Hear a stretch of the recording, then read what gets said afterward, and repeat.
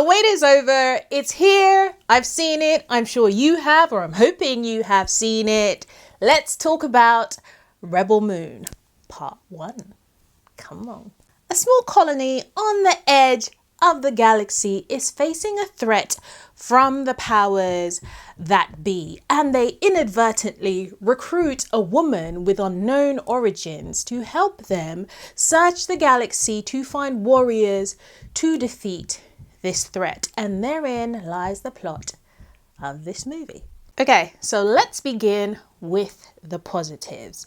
Zack Snyder has always been someone I can rely on to present a visual feast, and he does not disappoint this go around. This movie is visually stunning. No surprises there. It is just a feast for your eyes. There are an incredible set of shots at the beginning of this movie that I thought were particularly stunning, and it laid the foundation for what I knew was going to be visually impeccable. And impeccable, as far as I'm concerned, it was. I really enjoyed looking at this movie. I also really enjoyed the cast, specifically the lead. I thought she was a perfect choice for this role. But then again, everyone also played their parts to the best of their ability. In fact, I don't think that there's anyone in this movie that I saw and thought, yeah, their acting is a bit. Everyone was great. So good casting, Zach. Good casting. The plot, while very simple and reminiscent of the Magnificent Seven, was still enjoyable for me. And I know that people are going to say, oh, it was too simple.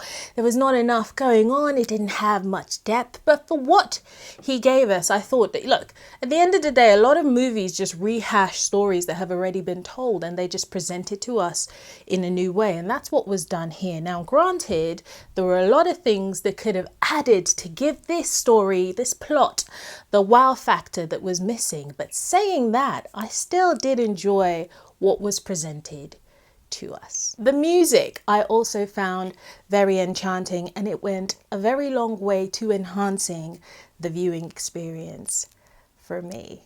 Okay, let's go to the things that were a little less positive.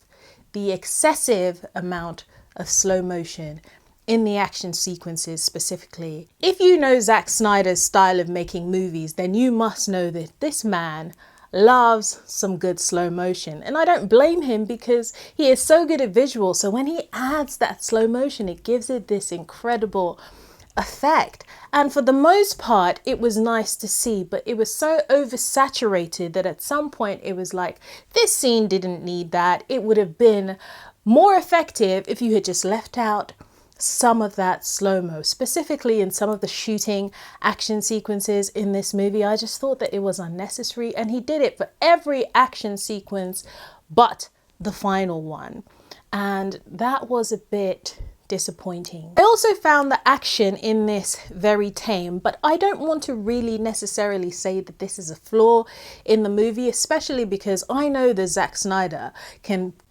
produce an incredible action sequence when he needs it to be gory. So I'm assuming that it being tame was done this way for a reason, especially because they were shopping this to Disney and Star Wars as the next Star Wars movie, and that didn't work out. And Star Wars isn't exactly known for its gory or very violent action sequences. So I think that the fact that it was tame is pretty much what they were going for. And while it didn't impact me as much as his action sequences tend to do, again, I don't want to say that it's a flaw. It's just that for me, it wasn't as impactful as what I'm used to. The characters I found were not developed enough. So they're traveling through these worlds and finding these different people to recruit, and we never get to know enough about these people for us to care. At least I found myself not really caring about anyone. They were introduced and I thought, yeah, this person looks cool, and my interest was piqued and I wanted to know more about them.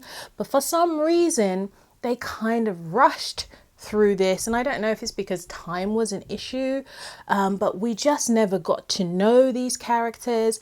There was very little, or at least no interaction between the actual group of people, which I found very odd. So they didn't form a bond. You didn't form a bond with them watching it, and overall it was just a disappointment. It felt really rushed. It felt like these incredible worlds that we heard tell of were never expanded upon, and so my interest was piqued, but I never got to satiate the interest.